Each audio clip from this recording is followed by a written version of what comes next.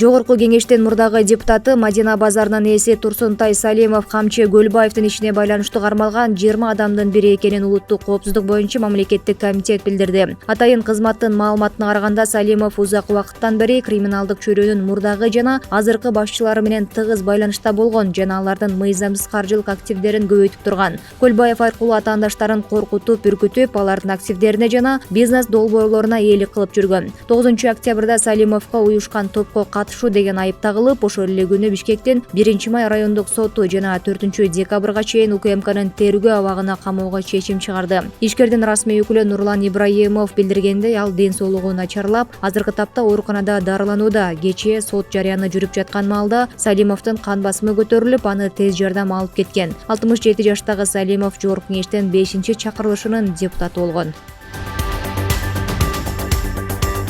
Каракол аэропорту эл аралык стандартка ылайык курулууда. Бул тууралуу президенттин ич башкармалыгынын башчысы Каныбек Туманбаев социалдык тармактагы баракчасы аркылуу билдирди. Анын маалыматына ылайык, учурда курулуш иштери кызуу жүрүүдө. Учуучу тилкесинде Кыргызстанда биринчи жолу мыкты сапаттагы асфальт төшөлүүдө деп жазды ал. Туманбаев кошумчалагандай, учурда эл аралык стандарттарга толук жооп берген жаңы аэровокзал комплекси салынууда. Ал эми учактар конуу тилкеси 2450 метрге узартылды. Бул каалаган көлөмдөгү учактардын кыйынчылыксыз учуп конуусуна мүмкүндүк берет. Белгилей кетсек, Каракол аэропорту 30 жылдан ашык убакыт иштебей турган.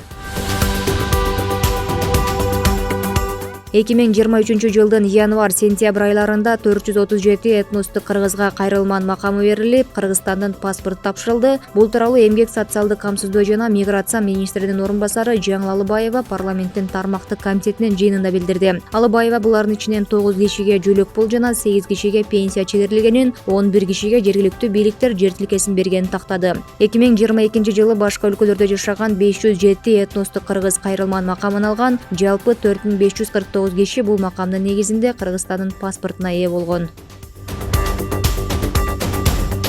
Кыргызстанда нандын баасы бекитилгенин монополияны жөнгө салуу мамлекеттик агенттигинин жетекчисинин орун басары Жиенал Орозбаев кабар агенттигиндеги маалымат жыйында билдирди. Буга чейин нан жана нан азыктарынын баасын мамлекеттик көзөмөлгө алынары айтылган. Орозбаевдин айтымында көзөмөл 9 күнгө уланат. Мындай чара социалдык маанилүү азыктын баасын кармап туруу үчүн көрүлдү. Аталган агенттиктин буйругу жана өкмөттүн токтому менен биринчи сорттогу буудай унунан жасалган нандын 1 килограммынын дөң баасы Бишкекте 52 сом 50 тыйын, чекене баасы 62 сом 50 тыйын деп бекитилди. Калган аймактарда дөң баа 56 сом 50 тыйын, ал эми чекене нарк 65 сомдун чегинде болот. Орозбаев тандырга жасалган нанга да баа бекитилгенин белгиледи. Бишкекте 1 килограмм үчүн дөң баа 89 сом, чекене баа 100 сомдон ашпашы керек. Чүй менен нарында 92 жана 100 сом, Ысык-Көл менен Баткенде 99 жана 116, Талас Ош менен Жалал Абадта 89 жана 100-101 сом деп бекитилди. Кыргызстандын аймагында 13-октябрдан 15-октябрга чейин туруксуз аба ырайы күтүлөт. Кыргыз гидромет борборунан билдиргендей, 13-октябрда Чүй, Талас Ош, Жалал Абад, Баткен, Нарын облустарынын көпчүлүк аймактарында жаан, Чүй, Талас облустарынын тоо этектеринде жаан кар айланышы, тоолуу райондордо кар жаашы күтүлөт. Айрым жерлерде жаан чачын катуу жайт.